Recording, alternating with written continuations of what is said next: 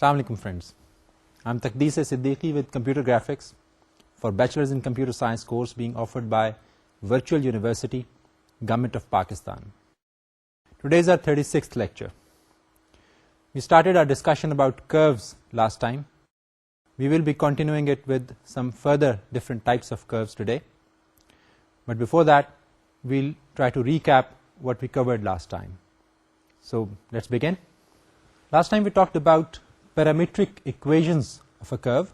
A parametric curve is one whose defining equations are given in terms of a single common independent variable called the parametric variable. And we are going to have the three components x, y, and z when we talk about three-dimensional space. When the curves would be defined in 3D space, each point on the curve would have all the three components, x, y, and z. And these are defined as three functions, x in terms of a function of x of u, y in terms of y of u, and z in terms of z of u. And these would further be explained that what they contain and what are the different variants that are involved when we talk about parametric equation of the curve. U is of course that independent variable in terms of which x, y, and z are defined. For example, we can say that x of u is equal to au squared plus bu plus c, and similarly we can define for y of u and z of u. But it is important to understand that each of these is an independent expression. Each point on a curve is defined by a vector p, and the components of this vector are x of u, y of u, and z of u, and we can express all this together as p is equal to p of u, which would be unified expression, p is equal to p of u, which would be containing all components x of u, y of u, and z of u's effect. Now this says that the vector p is a function of parametric variable u. And there's a lot of information, as I said earlier, which is contained in equation 2. And when we expand it in its component form, then p of u would be expanded as a row matrix. We have written it to be x of u, y of u, z of u. We mark it as equation number 3. And then define each component by a single common parametric variable. That's the first rule that we should keep in mind. The second rule, while defining these parametric curves, is that make sure that each point on the curve corresponds to a unique value of the parametric variable. So every point on the surface of the curve, on the curve, because we are going to talk about the parameter, that should correspond to a unique value of the parametric variable. In this case, we are going to use u. We talked about plane curves, the curves that are defined and confined to a single plane. To define plane curves, we use parametric functions that are second-degree polynomials. And that can be done making use of expressions like x of u equals ax u squared plus bxu plus cx, and y of u equals ay u squared plus byu plus cy, and z of u equals az u squared plus bzu plus cz, where the a, b, and c terms are constant coefficients, and we can combine x of u, y of u, and z of u and their respective coefficients into an equivalent, more concise vector equation that looks like this, that p of u is equal to au squared plus bu plus c. And we mark this equation as equation number 5, and this is an important equation to be noted. We allow the parametric variable u to take values in the interval 0 to 1. So we confine the values of u between 0 and 1, both inclusive. So it can take up value 0, or it can take up value 1, and it can take up any value in between 0 and 1.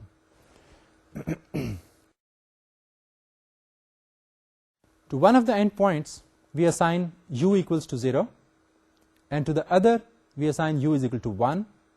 And for an intermediate point, we take up u's value in between 0 and 1. Arbitrarily, we assign it to be 0.5. Now we can write these points for u is equal to 1, u is equal to 0, and u is equal to 0.5 as this. P naught equals x naught, y naught, z naught. P 0.5 is x 0.5, y 0.5, z 0.5, and P1 equals x1, y1, z1. Remember this subscript that is being used over here, 0, 0.5, and 1, that is symbolizing or standing for the value of u being used. So where u is equal to 0, we are using that subscript 0. Where there is 0.5 value used for u, we have 0.5, and wherever we are using u equal to 1, that 1 subscript is being used. Collectively, we mark these equations as equation number 6. And then expanding on to these components, x naught, x 0.5, and x1, we explained that x naught equals Cx, x 0.5 gets evaluated to be equal to 0.25 Ax plus 0.5 Bx plus Cx, and similarly x1 would be equal to Ax plus Bx plus Cx, and this would be of course evaluated by using the appropriate value of u. Wherever u is 0, we place 0 value there. Wherever it has value 0.5, we make use of the same value, and for u is equal to 1, we replace u equal to 1 and evaluate the expression, and that's how what we get for all the 3 x's. But similarly, we can do the calculations for y and z values as well. So y0, y0.5, and y1, z0, z0.5, and z1 can also be evaluated in the same fashion. So we talked about the 3 points, one having u is equal to 0, the other having u is equal to 0.5, and yet another having u is equal to 1. But we did mention that it does not mean that when we have third point or intermediate point having u value equal to 0.5, this would necessarily lie halfway through between point 1 and point 0, P0 and P1. This is not necessary. U's value is 0.5, but this does not signify that the position of this point would be in the middle of the two, as you have seen in the illustration as well. And next we solve these 3 equations in 3 unknowns for Ax, Bx, and Cx, finding Ax equals 2x naught minus 4x 0.5 plus 2x1, and Bx as minus 3x naught plus 4x 0.5 plus x1, and Cx equaling x naught. Now substituting this result into the equation 4 yields that x of u can now be written as 2x naught minus 4x 0.5 plus 2x1 times u square plus minus 3x naught plus 4x 0.5 minus x1 times u plus x naught, and we mark this as equation number 9. And then there are equivalent expressions for y of u and z of u as well. They can be evaluated in the very same fashion, and we can rewrite equation number 9 as this, that x of u is equal to 2u squared minus 3u plus 1 times x naught plus minus 4u squared plus 4u times x 0.5 plus 2u squared minus u times x1. After rearranging, that's what we get as equation number 10. Then we said that we can now write P of u, making use of all the 3 x, y, and z values. We can write P of u in general as 2u squared minus 3u plus 1 times P naught plus minus 4u squared plus 4u times P 0.5 plus 2u squared minus u times P1, and we mark this as equation number 11. And that was the point when we said that the 2 equations 5 and 11, they are different expressions of the same curve, because equation number 5 is the algebraic form and equation 11 is the geometric form, and each of these equations can be written more compactly with matrices, and that was the time when we introduced the concept of matrices in order to make our computation of these equations easier. So now we rewrite equation number 5 using the substitutions that look like this. We know what we are looking for. We are looking for au squared plus bu plus c and that we achieve by multiplying two matrices, the first of which is a row matrix U square U1, 3 elements. The other one is a 3-element column matrix, and the elements are A, B, and C, the coefficients. And we saw that multiplying these two matrices together results in what we are looking for, AU squared plus BU plus C. We marked it as equation number 12, and then we marked a couple of other equations which were symbolizing the two matrices as U and A. The first matrix, as it is, was assigned to be U, and the transpose of the other matrix, the one that was the column matrix of coefficients, that was assigned to be capital A. So capital U and capital A symbolizing these two matrices, we marked them as number 13 and 14 equations, and finally we obtained P of U equaling UA using these two notations that we just defined, and we mark this as equation number 15. Now do remember that A, which is the coefficients, it is actually a matrix of vectors. A, B, C is expanded to be 3 by 3 matrix, 9 elements, AX, AY, AZ forming the first row, BX, BY, BZ forming the second row, CX, CY, CZ forming the third row. Because each of these elements, A, B, C, which are used in our generic form of P of U equation, those are comprising of the subcomponents. A is actually comprising of AX, AY, AZ, B of BX, BY, BZ, and C of CX, CY, and CZ. The 9 terms on the right, they are called the algebraic coefficients, and next we convert the equation 11 into matrix form. We have done it for the equation number 5. We repeat that for equation number 11. The right hand side looks like the product of two matrices that appear right now, like this. So 2u squared minus 3u plus 1 is the first element of this row matrix. The second element is minus 4u squared plus 4u, and the third one is 2u squared minus u. And the other row matrix is P0, P0.5, and P1. Now this means that we can write overall this equation as P of u equals 2u squared minus 3u plus 1 minus 4u squared plus 4u, 2u squared minus u times the column matrix P0, P0.5, P1. And now using the following substitutions, for the first row matrix replacing it with F, and the second one replacing it with P, which actually is expanded in the form of a 3 by 3 matrix, just like the matrix of coefficients. So P0, P0.5, P1 is actually a 3 by 3 matrix of X0, Y0, Z0 being the first row, X0.5, Y0.5, Z0.5 the second row, X1, Y1, Z1 the third row. So replacing these values, we can rewrite the equation as P of u equals Fp, and we marked this as equation number 20.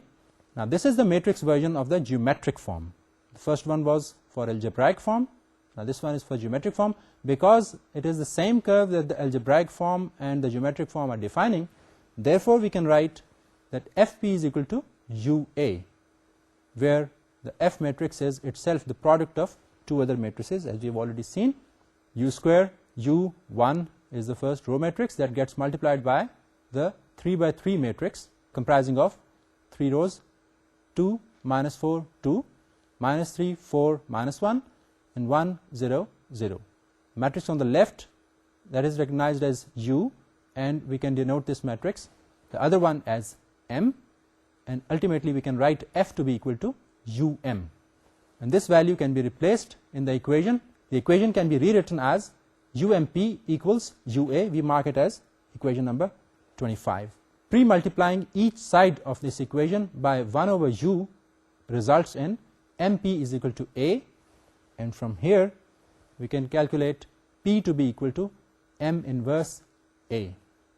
And that's where we finished last time when we were talking about the plane curves. Today we'll be starting our discussion about space curves. Plane curve तो एक plane में confined रहेगा, बिल्कुल उस तरह से जिस तरह से हमने पहले बात की थी triangles की, a triangle that is confined in a plane. Now we are talking about curves, and curves may or may not be confined to a plane.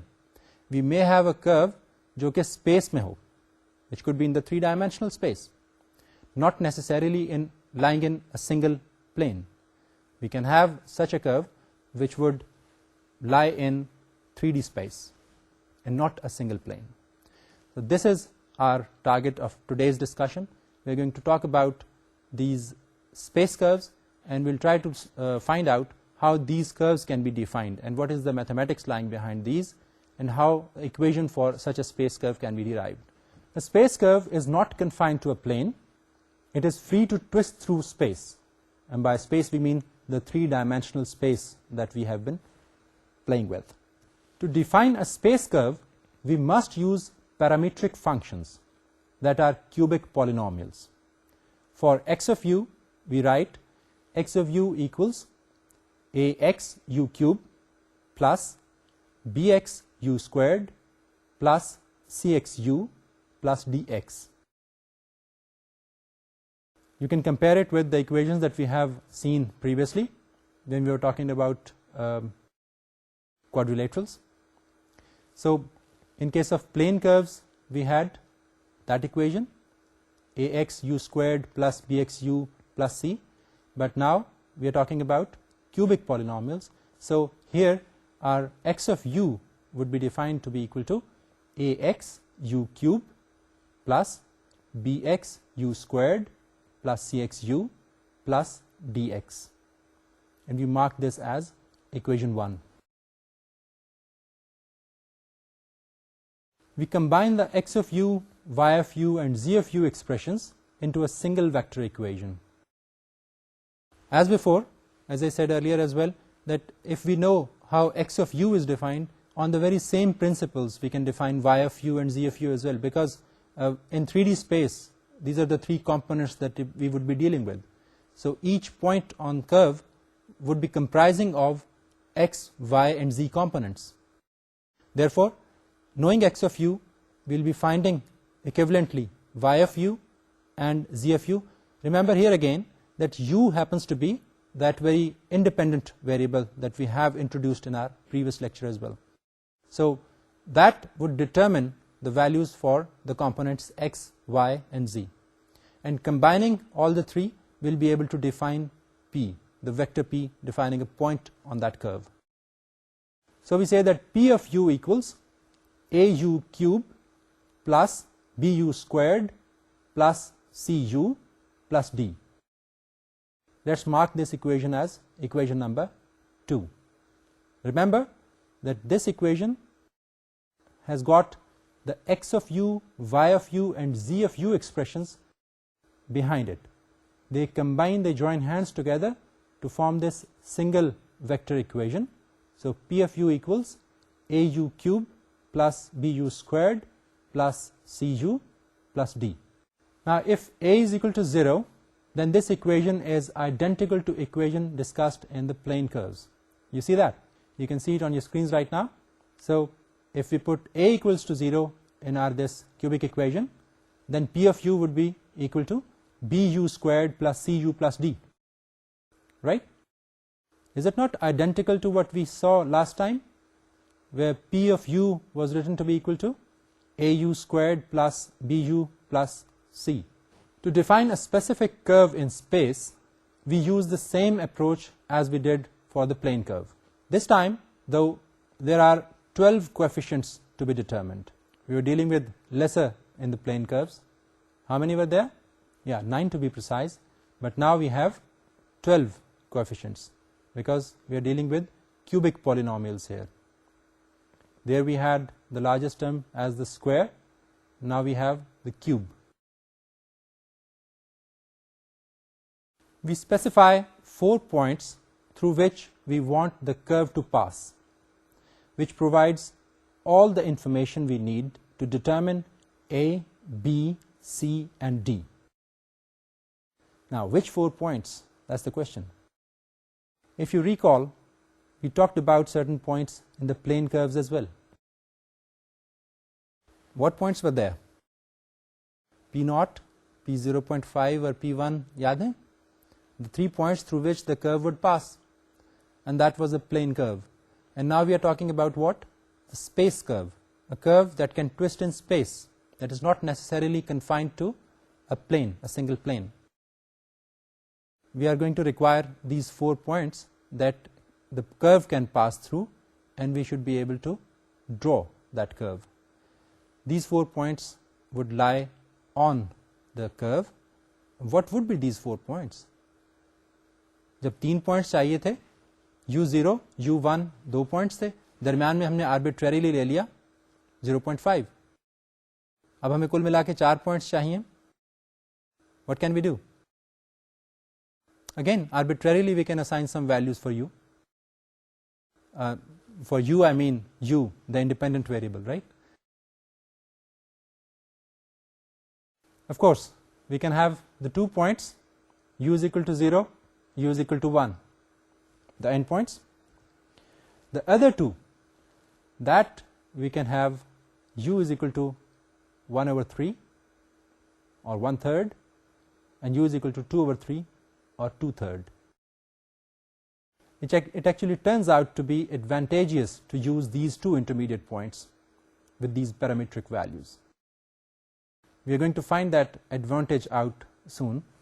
For the moment, we've got the 4 points.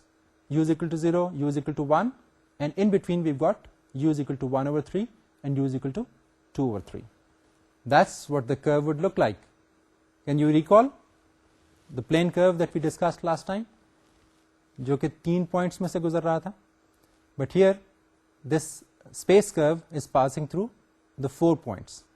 You can imagine that poising these points in the space can help us twist this curve in 3D space, not letting it confine to a single plane. So you can see the points P1 and P0 at the ends, and we've got the 2 points in the middle, P1 over 3 and P2 over 3. So these are the 4 points that we have on the curve that we are going to make use of to come up with equations. So we define P0 and P of 1 over 3 and P of 2 over 3 and P1, which we can rewrite as the more convenient way of writing P1, P2, P3 and P4 instead of using exact values, because it makes more sense to make use of the same u value that we are using for that very P, for that very point.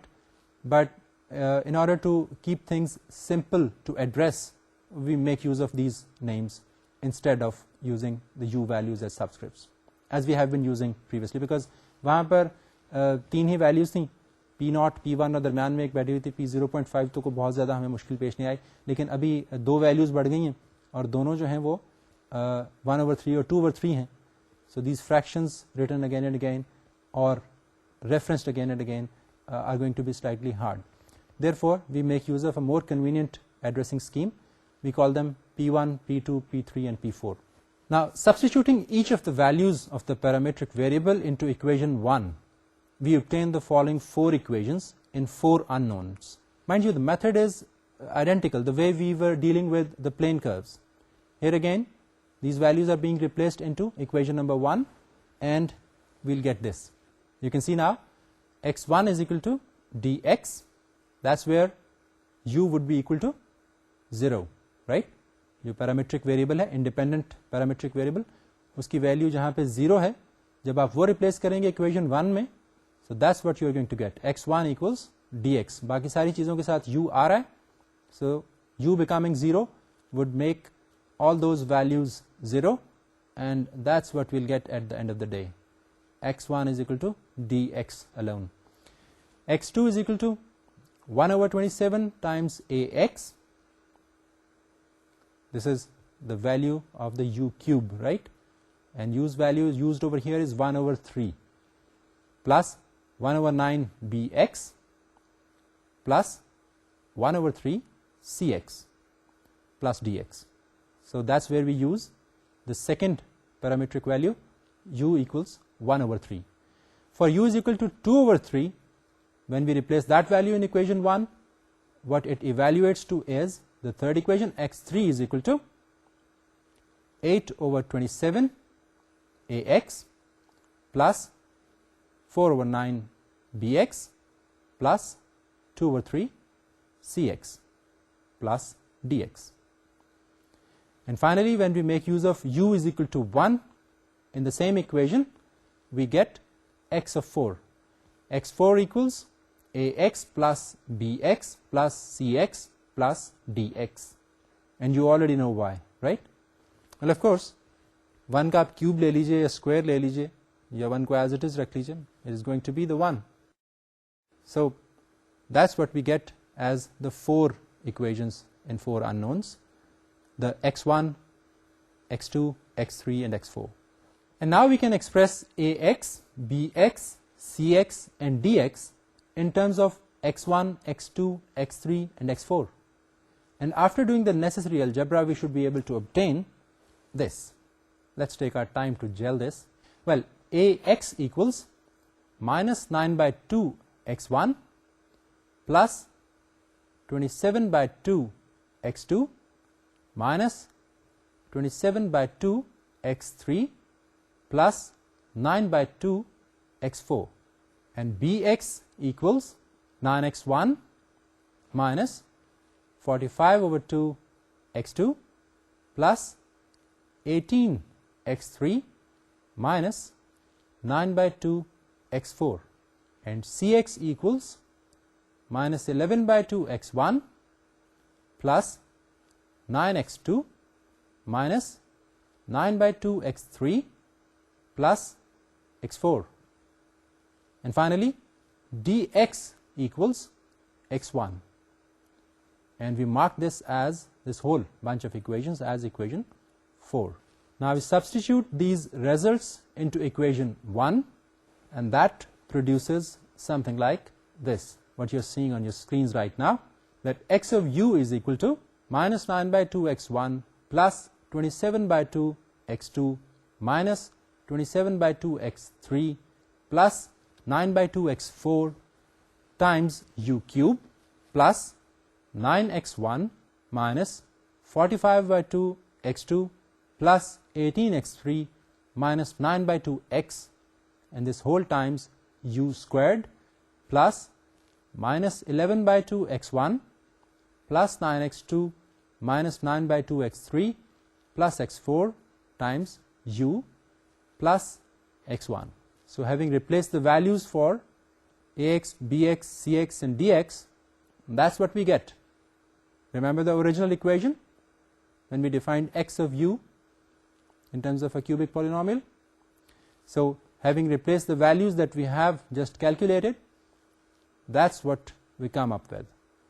X of u is now transformed into this equation, where you can clearly see the u cube, u square and u over there with these coefficients just calculated. Let's mark this as equation number 5. Rewriting equation 5 can result in equation 6, which you can see right now, where we have taken the x's out and we have taken the u's inside the parentheses.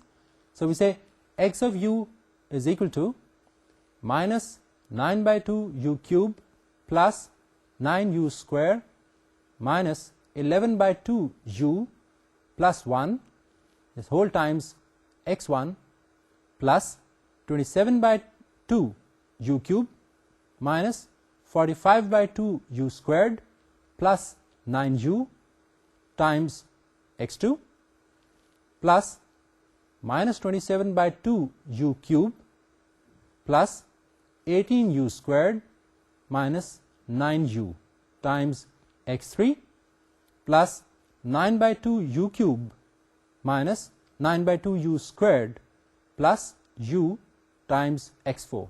So having expanded that last equation and rearranging the terms together, that's what we can rewrite that equation as.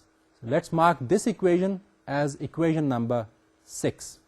Now using equivalent expressions for y of u and z of u, we can summarize them as a single vector equation. You would recall that that's the way we have been doing with plane curves as well. We start off with x of u, having described and defined how it can be derived. Similar pattern can be used for deriving y of u and z of u, and combining all of them together to form the final unified equation. That's what we have been doing with plane curves. Similar process would be repeated for the space curve as well. That's what we get. P of u equals the same expression repeated for P1, P2, P3 and P4, all 4 terms added together. Minus 9 by 2 u cube plus 9u squared minus 11 by 2 u plus 1 times P1 plus 27 by 2 u cube minus 45 by 2 u squared plus 9u times P2. Add to it minus 27 by 2 u cube plus 18u squared minus 9u whole times P3 plus 9 by 2 u cube minus 9 by 2 u squared plus u times P4. So that's how we combine all those x of u, y of u and z of u together to form this P of u equation, and we mark this equation as equation 7. Now this means that the given 4-point assigned successive values of u, in this case 0, 1 by 3, 2 by 3 and 1, equation 7 produces a curve that starts at P1, passes through P2 and P3 and ends at the point P4. Now these are the 4 points that we are playing with. u की यही 4 values लेकर के हम चले थे ना, u0, 1 by 3, 2 by 3 और 1, और इन्हीं की मदद से हमने पॉइंट्स 1, 2, 3, P1, P2, P3 और P4 डिफाइन किए. So this is the curve that we have just come up with that would pass through the points P2 and P3 on its way from P1 to P4. And that's how our space curve would be defined. Now let's take one more step towards a more compact notation. Using the 4 parametric functions appearing in equation 7, we define a new matrix. So yet again the same problem that, okay, we've got the equation fine, but in order to be able to manipulate it more easily, we require matrices. Matrices are here to help us. So see, we define G1, G2, G3 and G4 as the 4 components that are our target. G1 being minus 9 by 2 u cube plus 9u squared minus 11 by 2 u plus 1. G2 being 27 by 2 u cube minus 45 by 2 u squared plus 9u. And G3 of course being minus 27 by 2 u cube plus 18u squared minus 9u. And finally G4, 9 by 2 u cube minus 9 by 2 u squared plus u. We mark this set of equations as equation 8. And then define a matrix P containing the control points P1, P2, P3 and P4. We define it as a column matrix, but over here we assign the transpose of that matrix to P. So we say that P is equal to the transpose of the column matrix P1, P2, P3, P4, which of course now appears as a row. So a row P1, P2, P3, P4, when the transpose would be taken, we are going to have that column matrix back. So that P of u is equal to Gp. G, the same components that we have been coming up with using the x of u, y of u and z of u. When we joined them, combined them together, we formed all those 4 components which were defined by this matrix G, and matrix P we have just defined. और अगर इन दोनों को हम multiply करें, we are going to get what we had P of u equal to originally. So the matrix G is the product of 2 other matrices, u and n. And now you are in a position to guess what these u and n would be, because we have been through the same process while we were discussing the plane curves. So u would be the u cube, u squared, u and 1. This is being written as a row matrix transpose. So originally it would be a column matrix comprising of these 4 values, u cube, u squared, u and 1. And the n would be, in this case, how many? We have 4 rows and 4 columns, 16 values. So minus 9 by 2, minus 27 by 2, minus 27 by 2 and 9 by 2 forming the first row of 4 elements. The second row, of course, 9, minus 45 by 2, minus 9 by 2 and 1. And the third row being minus 11 by 2, 9, minus 9 by 2, 1. And the last one being 1, 0, 0, 0. Making use of these 2 u and n matrices, we would be able to compute the G. Please note that the n is another example of the basis transformation matrix. So now we let A for the coefficients, let it be capital A, let it be the matrix, the column matrix comprising of A, B, C and D, the 4 coefficients, and this again is going to be actually expanded for the 3D values. A would be AX, AY, AZ, B would be actually BX, BY, BZ, C would be CX, CY, CZ, and D would be DX, DY and DZ. So these were the 12 coefficient values that we initially mentioned. So let this matrix be denoted by capital A, let it be equation 12. So now using equation 2, we can have P of U written as UA. So let's mark this equation to be equation number 13, and we say that now P of U is equal to UA, where we have already seen what U is and we have just seen what A is. To convert the information in the A matrix into that required for the P matrix, we do some simple matrix algebra. Using equations 9, 10 and 13, first we have this, that GP is equal to U and P. That's equation number 14, let's mark it. And then we say, rearranging it, UA equals UNP. We have made use of the equations 9, 10 and 13, and these are the 2 equations that we get. GP is equal to UNP and UA is equal to UNP. So since the 2 are equal to UNP, the 2 sides can be equated as A equaling NP. This can be marked as the next equation. Let's mark it as equation 16, and that would conclude our discussion on the space curves. So the space curves, as opposed to plane curves, they can be in the 3-dimensional space, they can have a twist in the space. They are not necessarily confined to a single plane. The plane curves, they were confined to a plane, and we used 3 points to specify them, the points that were joined together through a third point, an intermediate point. But when we talked about these space curves, we had to introduce yet another 4th point, and the space curve would be passing through 4 points. We specified these points as P1, P2, P3 and P4, and we have been defining the curves in terms of independent parametric variable. We have been using U, we'll try to use that throughout. So U takes its values independently, and correspondingly we calculate the positions or points on the curve. And we have seen that how a specific point on the curve is calculated. It is calculated in terms of its 3 components, x, y and z. So we have seen how x can be evaluated. So we determined x of u. Having determined x of u and having known how to determine that, we knew how to determine y of u and z of u on the same pattern.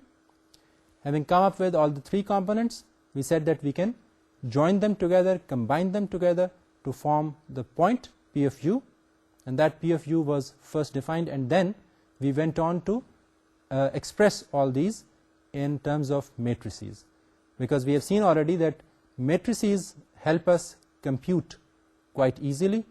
Our calculation process becomes a lot more efficient if we make use of matrix arithmetic, and that's what we did. That's what we did with plane curves as well, and that's what we have done today with the space curves.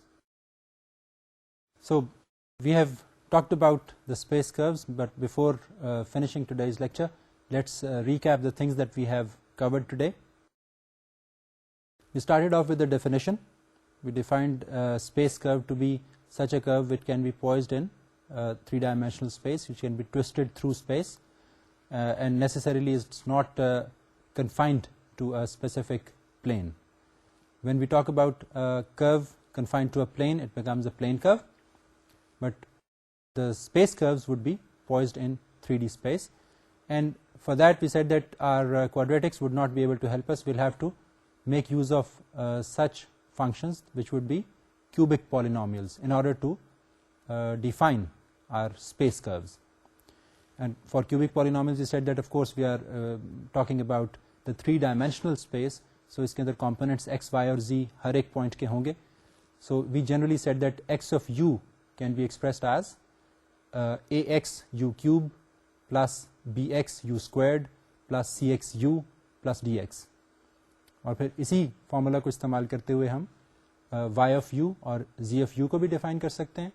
y of u would be defined as ay u cube plus by u squared plus cy u plus dy, and similarly z of u would be defined to be equal to az u cube plus bz u squared plus cz u plus dz.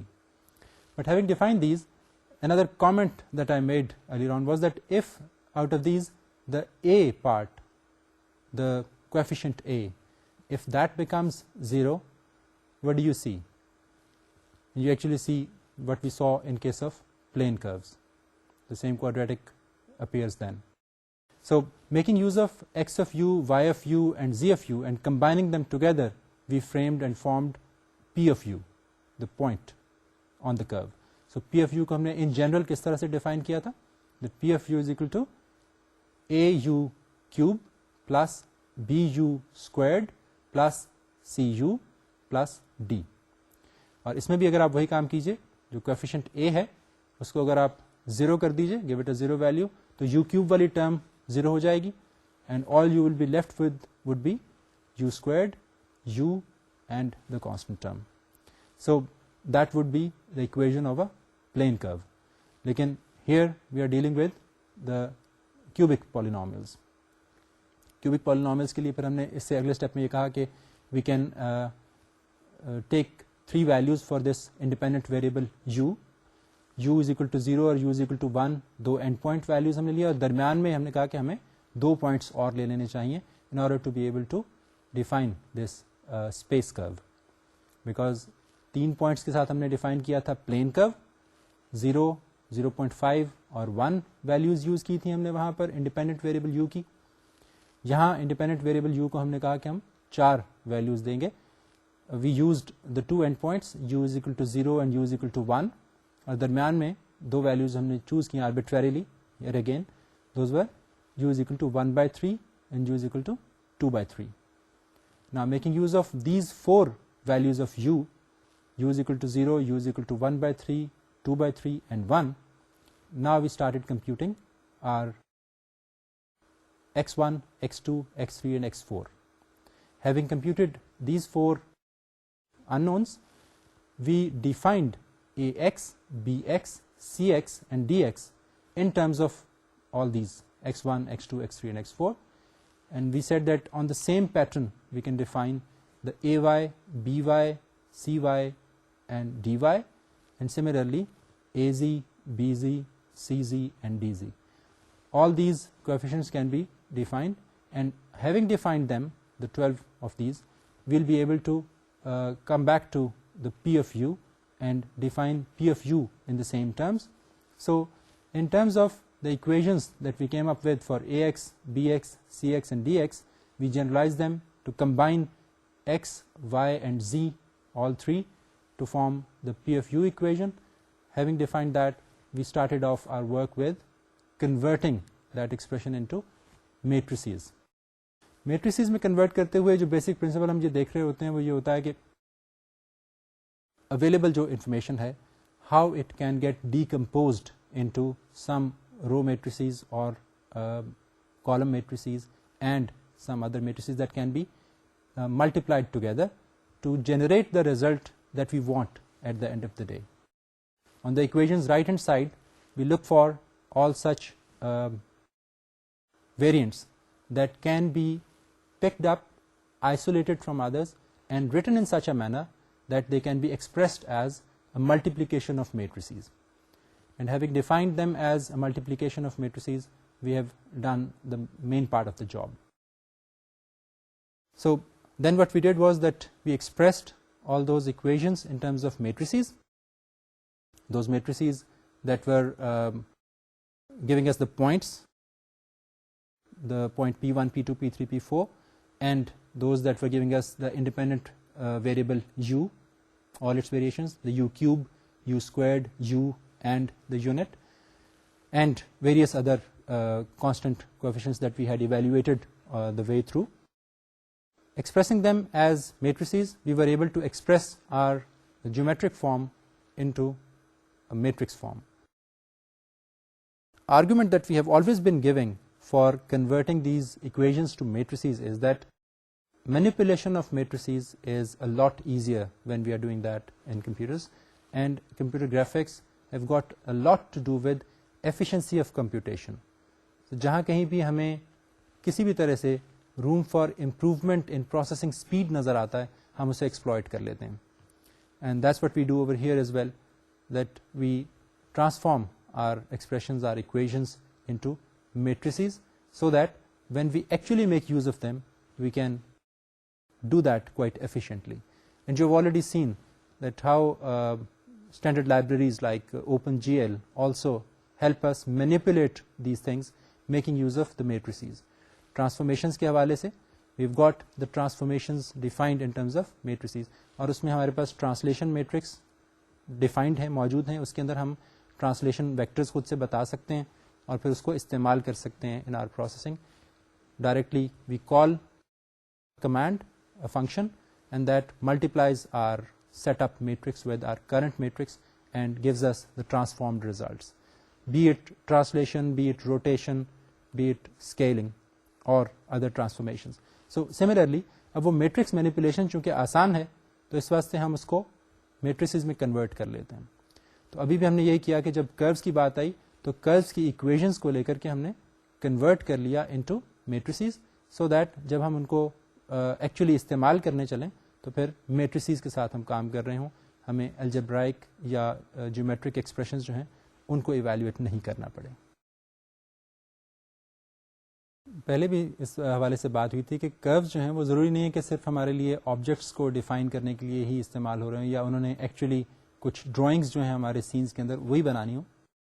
इनको हम also इस हवाले से भी इस्तेमाल कर सकते हैं कि अगर हमें फॉर इंस्टेंस किसी ऑब्जेक्ट को जिसको हमारे सीन में मूव होना है और एक स्पेसिफिक पाथ लेना है, तो उसका वो पाथ जो है वो भी हम एस्टिमेट कर सकते हैं making use of the concept of the curves. For instance अभी हमने जैसे प्लेन कर्व्स की बात की है या स्पेस कर्व्स की बात की है, we can make use of these concepts to define trajectory of an object in a scene. For instance अगर हम कोई रास्ता दिखाना चाहते हैं जो कि बल खाता हुआ जा रहा है, तो इटसेल्फ जब वो रास्ता ड्रॉ होगा तो of course this very concept of the curves would be applicable. But thereafter जब उस रास्ते पर हमने किसी ऑब्जेक्ट को चलाना हो, एक गाड़ी उसके ऊपर उसी रास्ते पर चलती हुई दिखानी है, then the path that object is going to traverse, that can also be defined using the same concept of the curves. So curves are really going to be pretty handy when we will be talking about computer graphics, making use of the concepts that are prevalent in making of games, graphic games of course. And not only that, we also make use of the same concepts in some other animations that we might be making for some other purposes, not necessarily for entertainment and games purposes. Scientific applications जो हैं उनके अंदर भी इस तरह की requirements आ सकती हैं. So जैसे हमने लास्ट टाइम बात की थी कि आप एक एक्सपेरिमेंट कर सकते हैं, तो साइनोसाइडल वेव्स जो हैं उनको आप ड्रॉ करके देखें. प्लेन कर्व्स के हवाले से हम बात कर रहे थे, but in case of space curves you can also think of such experimentation through space, through 3-dimensional space.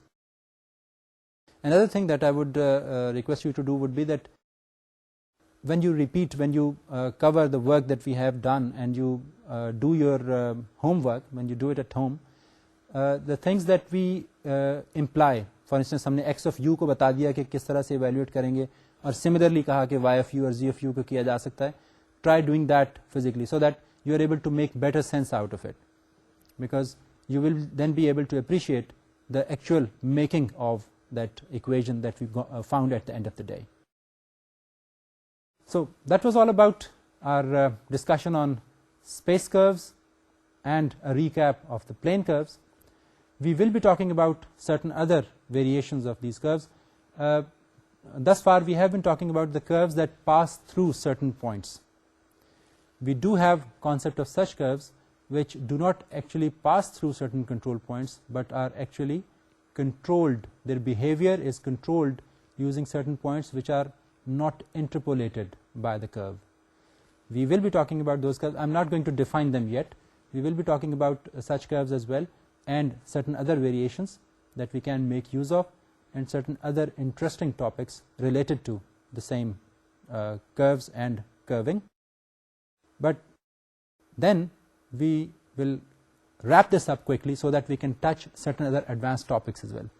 Before we finish the course, we should be able to develop appreciation for certain advanced topics in computer graphics as well.